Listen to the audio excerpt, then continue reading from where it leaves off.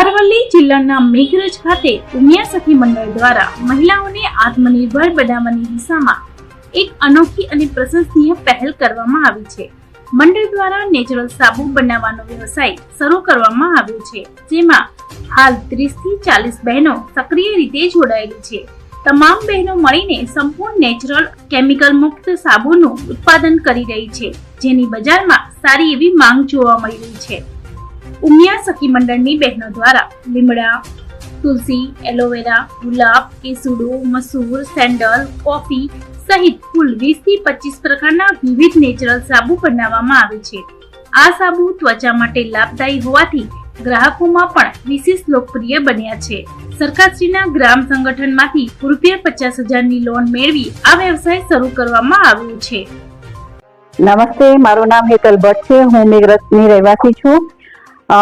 અમારા ઉમિયા મંડળ દ્વારા નેચરલ સાબુ બનાવવાનું કામ ચાલે છે।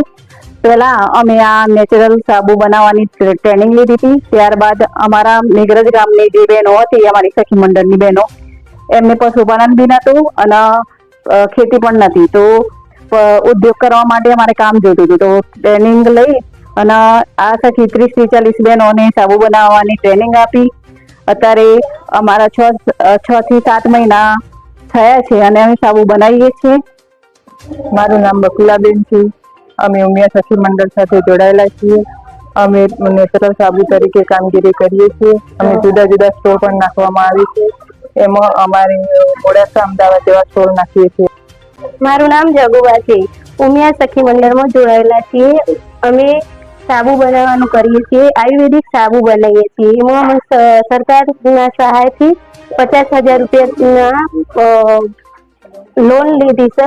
એમાંથી અમે સાબુ બનાવીએ છીએ। અમે 30 બહેનોનું મંડળ બનાવેલું છે। એમાંથી અમે 30 બહેનો આયુર્વેદિક સાબુ બનાવીએ છીએ। લીમડાનો, તુલસીનો, કેસુડાનો એવા જુદી જુદી પ્રકારના આયુર્વેદિક સાબુ બનાવીએ છીએ।